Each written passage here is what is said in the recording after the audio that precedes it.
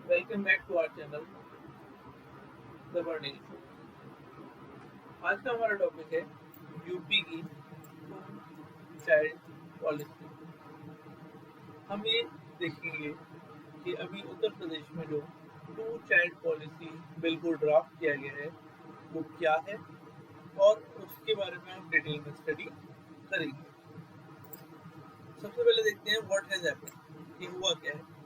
Uttar Pradesh state law commission ने अभी Friday को फर्स्ट ड्राफ्ट उस बिल का निकाला है जो कि पॉपुलेशन कंट्रोल के ऊपर है और कमेंट मांगे हैं विद इन 10 डेज, 10 दिनों के अंदर अंदर 19 जुलाई। यहाँ पे मैं आपको एक बात क्लियर कर देना चाहता हूँ। बेसिकली होता ये है कि एक ड्राफ्ट निकाला जाता है पहले जिसमें कि ओपिनियंस मांगे जाते हैं from the general public and highly qualified individuals. उसके बाद वो ड्राफ्ट आपका बिल में कन्वर्ट होता है और फिर अगर वो बिल आपका जो लोअर पार्लियामेंट और अपर पार्लियामेंट है वहां से पास हो जाए तब वो एक्ट बनता है। तो इसलिए अभी सिर्फ एक ड्राफ्ट निकाला गया है और 10 डेज का टाइम दिया गया है उस पर अपने ओपिनियन देने के लिए। The bill has enlisted initiatives for limiting their family, यानी कि इसमें कुछ इनिशिएटिव्स हैं ताकि यूपी के लोग अपनी फैमिली को लिमिट कर सके फ्रॉम 2 चिल्ड्रन टू लेस, यानी कि दो बच्चे या उससे कम बच्चों को लेकर के। और कुछ इंसेंटिव्स हैं उनके लिए जो कि नॉन अरेंज, यानी कि जो कि इसको फॉलो नहीं करेंगे टू चाइल्ड पॉलिसी को। अब हम आगे बात करते हैं थोड़ा और डिटेल में। ये जो बिल है वो ड्राफ्ट किया गया है उसका बिल का नाम है Uttar Pradesh population control stabilization and welfare bill. Right, यहाँ तीनों चीजों की बात की गई है। पॉपुलेशन सिर्फ कंट्रोल की बात नहीं की, आप पॉपुलेशन स्टेबलाइज भी करना चाह रहे हैं और साथ साथ में पॉपुलेशन का वेलफेयर की भी बात हो रही है। हमारे जो यूपी के सीएम हैं योगी आदित्यनाथ जी, उन्होंने ये डिसाइड किया है कि एक नई पॉपुलेशन पॉलिसी लेके आएंगे 2021 टू 2030। देखो, हमें पता है कि जो सेंसस है वो हर 10 साल बाद होती है। लास्ट टाइम सेंसस 2020 में हुई थी, लास्ट टाइम सेंसस 2011 में हुई थी, अब 2021 में होनी है और अगली 2031 में। तो ये जो डेकेड है 2021 टू 2030, इसमें न्यू पॉपुलेशन पॉलिसी वो लेके आने वाले हैं। और जो 2031 में सेंसस होगी उसमें ये चेक करेंगे कि ये पॉलिसी कितना हमारा सक्सेसफुल रहा।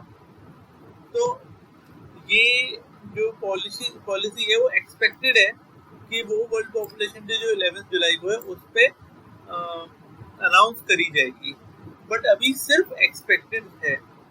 डिपेंड करता है कि वो बहुत सारी कंडीशंस पे कि अनाउंस करी जाती है या नहीं। आगे बात करते हैं डिटेल्स ऑफ ड्राफ्ट। इस ड्राफ्ट में क्या क्या है। सबसे पहली चीज, after law comes into the force the person with more than 2 children will be divided, यानी कि जैसे ये बिल फोर्स में आएगा तो जिस पर्सन के पास 2 से ज्यादा चिल्ड्रन है उनको कुछ बेनिफिट से हटा दिया जाएगा। जैसे कि पहला है कॉन्टेस्ट इलेक्शन, यानी कि इलेक्शन नहीं देने दिया जाएगा, पार्टिसिपेट नहीं करने दिया जाएगा। किस चीज के इलेक्शन, लोकल अथॉरिटी या फिर लोकल सेल्फ गवर्नमेंट, किसी भी इलेक्शन में वो पार्ट नहीं ले सकता है। और अप्लाई गवर्नमेंट जॉब, उसको गवर्नमेंट जॉब से भी डिबायर कर दिया जाएगा कि वो उसमें भी पार्ट नहीं ले सकता। और स्पेसिफिकली स्टेट गवर्नमेंट की, क्योंकि स्टेट का बिल है।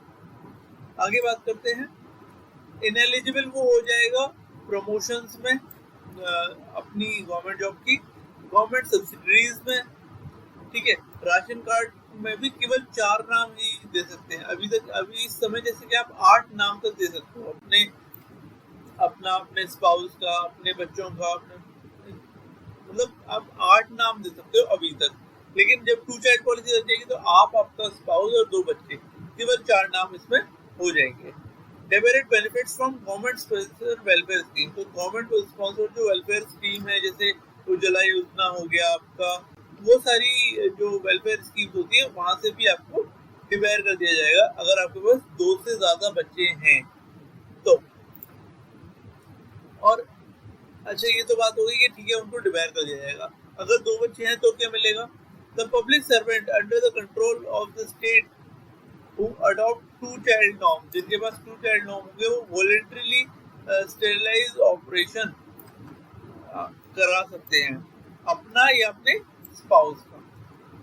तो उनके पास क्या क्या बेनिफिट्स होंगे जो कि अगर 2 चाइल्ड पॉलिसीज को करें और ये वॉलंटरी स्टेरिलाइजेशन करा दें अपना, उनके पास होंगे पहला 2 additional increments during entire service. तो जैसे वहाँ पे डिवायर कर दिया जाता है किसी भी इंक्रीमेंट से, यहाँ पे 2 एडिशनल इंक्रीमेंट मिल जाएंगे। दूसरा, subsidies towards purchase of plots and houses, house plot purchase में सब्सिडीज मिलेंगे, ठीक है। हाउसिंग बोर्ड डेवलपमेंट अथॉरिटीज की तरफ से ये आपको सब्सिडीज दिए जाएंगे। आगे है रिबेट मिलेगा चार्जेस यूटिलिटीज लाइक वाटर और supply, electricity, water, house tax वगैरह वगैरह में आपको रिबेट मिलेगा। मैटरनिटी के केस में आपको छुट्टी मिलती ही है और पैटर्निटी लीव भी 12 महीने तक ही दी जाएगी with full salary and allowances, right. आगे बात करते हैं, फ्री हेल्थ केयर फैसिलिटीज मिलेगी, इंश्योरेंस कवरेज मिलेगा स्पाउस का, और 3% इंक्रीज मिलेगा एम्प्लॉयर कंट्रीब्यूशन फंड में, ईपीएफ में आपको नेशनल पेंशन स्कीम के अंदर।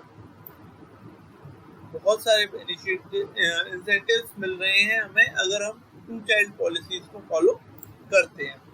अगर इससे भी बढ़ के अगर कोई 1 चाइल्ड नॉर्म को फॉलो करे तो उस पब्लिक सर्वेंट अगर 1 चाइल्ड पॉलिसी फॉलो करता है तो उसको और एडिशनल सर्विसेज मिलेगी, जैसे free health care and facility and insurance coverage of child until age 20, preferences in child admissions in all institutions को प्रेफरेंस मिलेगी, free education up to graduation level, very important initiative, free education मिलेगी 1 child norm अगर वो follow करता है तो, scholarship मिलेगी higher studies के लिए फॉर अ गर्ल चाइल्ड, और प्रेफरेंस भी मिलेगी गवर्नमेंट जॉब में। आगे बात करते हैं कि इस बिल का रीजन क्या है, क्यों ये बिल लेके आया गया। Explaining for the reason of this draft bill, Yogi Adityanath ji जो हैं आदित्यनाथ मित्तल जी जो है जस्टिस, उन्होंने बोला है, सिमिलर नहीं, कंफ्यूजन होना लाजमी है। हाँ, तो मैं कहा था जस्टिस आदित्यनाथ जी ने बोला है कि लिमिटेड इकोलॉजिकल और इकोनॉमिक रिसोर्सेज की वजह से जो यूपी है उसमें ये नेसेसरी हो जाता है कि हम कंट्रोल स्टेबलाइज करें पॉपुलेशन को। देखिए यूपी पॉपुलेशन इतनी ज्यादा है कि अगर वो इटसेल्फ एक कंट्री होता तो वो इंडिया का तो वो वर्ल्ड का 5th लार्जेस्ट पॉपुलेटेड कंट्री होता, राइट। इंडिया नंबर 2 पे है according to the last census, number 1 पे चाइना है, नंबर 2 पे इंडिया है। बट अगर मैं सिर्फ और सिर्फ यूपी की बात करूं और अगर यूपी को थोड़ी देर के लिए एक स्टेट ना मान करके एक कंट्री मानूं तो 5th लार्जेस्ट पॉपुलेटेड कंट्री ये होता। दूसरी चीज, इसकी पॉपुलेशन इतनी ज्यादा है कि ये पॉलिटिक्स में भी मैटर करता है कि आपका सत्ता किसे मिलती है, राइट। तो अल्टीमेटली हमें ये पता चलता है कि यूपी की पॉपुलेशन बहुत ज्यादा मैटर करती है, लेकिन एरिया उतना ही है, लिमिटेड एरिया है, रिसोर्सेज लिमिटेड है, तो कंट्रोल और स्टेबलाइज करना हमारे लिए बहुत ज्यादा जरूरी हो जाता है। तो इसलिए सस्टेनेबल डेवलपमेंट के लिए और इक्विटेबल डिस्ट्रीब्यूशन के लिए इन अपने रिसोर्सेज का ये बिल लाना बहुत जरूरी है। आगे बात करते हैं कि ये बिल फोर्स में कब आएगा। तो प्रोविजन ये कहते हैं कि ये 1 साल के अंदर अंदर आ जाना चाहिए from the publication of the draft, right. यानी कि अब जैसे ड्राफ्ट पब्लिश उन्होंने कर दिया है तो 10 दिन मिले ओपिनियन के लिए, फिर बिल और फिर आपका ये जाएगा लोकसभा में, फिर राज्यसभा में, उस तरीके सारे प्रोसेस के अंदर अंदर हो जाने के बाद ये हमें लगता है कि अराउंड उसमें आपका 1 साल के अंदर अंदर ये आ जाना चाहिए। So guys, thanks for your time, मिलते हैं अगली बार।